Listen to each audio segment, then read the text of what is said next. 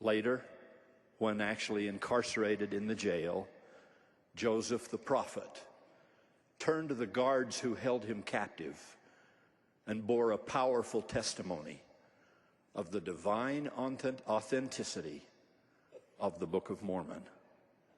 Shortly thereafter, pistol and ball would take the lives of these two testators. As one of 1,000 elements of my own testimony of the divinity of the Book of Mormon, I submit this as yet one more evidence of its truthfulness.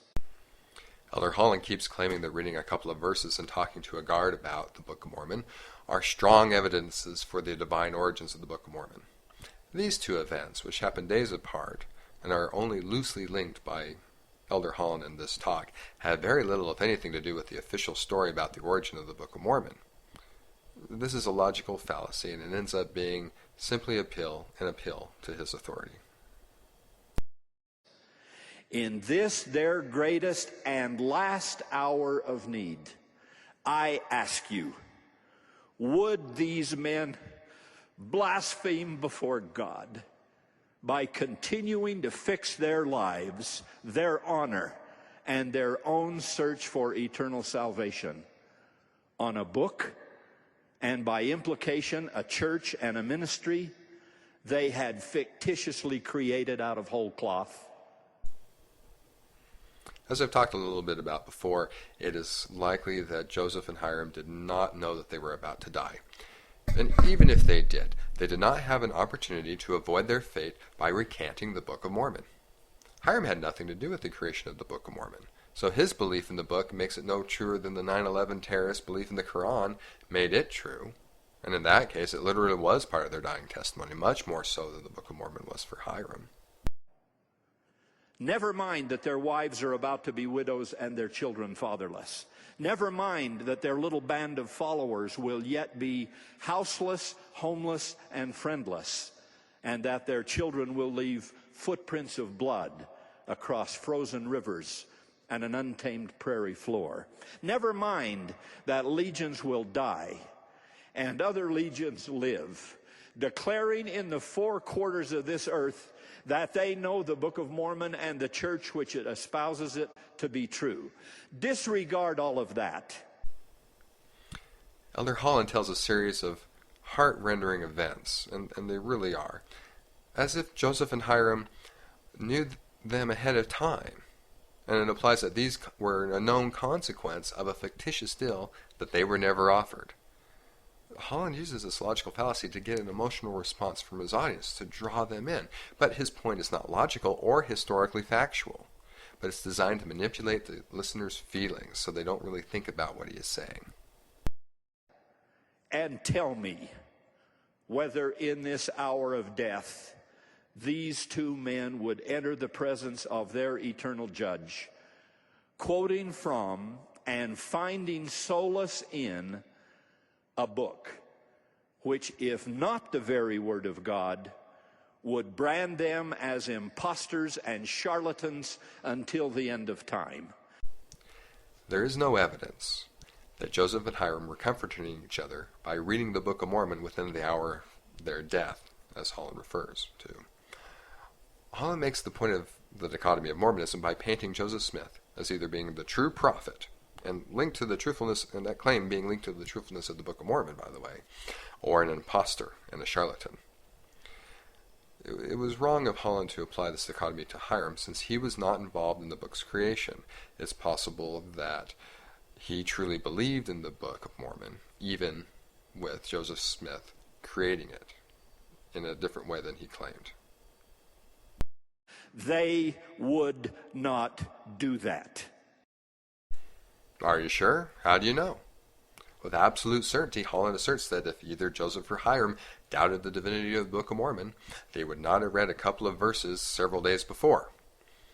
Actually, just Hyrum wouldn't have read it a couple of days before. Joseph apparently didn't read it. This is presumptuous at best, since he cannot know the mind and will of these men at the time.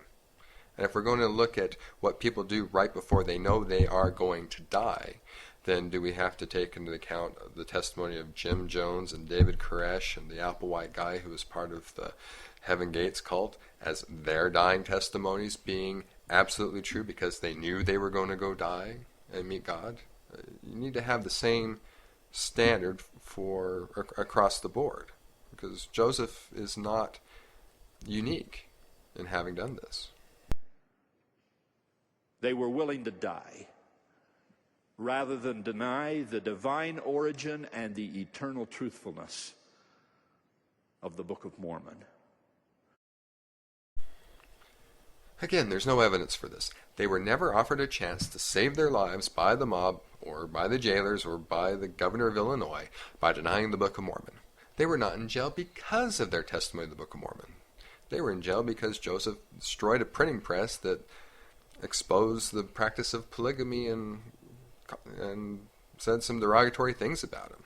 The Book of Mormon has nothing to do with their murder, and this statement is a complete non sequitur. The fact that Holland is building his argument on the strong evidence of events that turn out didn't happen should give any listener, especially members, concern. For 179 years, this book has been examined and attacked, denied and deconstructed, targeted and torn apart, like perhaps no other book in modern religious history, perhaps like no other book in any religious history. And still it stands. Failed theories about its origins have been born, parroted, and died. From Ethan Smith to Solomon Spaulding to deranged paranoid to cunning genius. Since he doesn't bother to analyze them here, I have to wonder why Holland considers these naturalistic theories failed. What criteria is he using? Anything other than his own religious bias? I don't want to go into too much detail about these other theories, but I will briefly describe each of these failed theories, all of which are the subject of ongoing research, hundreds of years after they were first proposed, and have not died, as Elder Holland wishes they had. Ethan Smith published a book called View of the Hebrews in 1823, which LDS Church General Authority B.H. Roberts said contained striking parallels in content and storyline with the Book of Mormon. Ethan Smith knew Oliver Cowdery, who was Joseph Smith's second cousin, and who worked with Joseph Smith to produce the Book of Mormon. The theory is that Joseph, or perhaps Oliver Cowdery, could have used this book as foundational material for creating the Book of Mormon.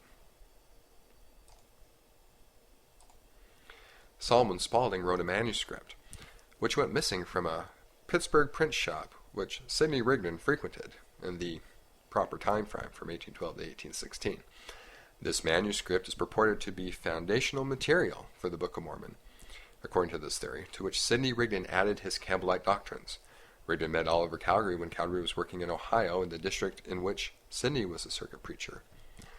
Oliver, who was Joseph's second cousin, introduced Sidney to Joseph, and both were interested in bringing forth a book that regarding the origins of the Native Americans.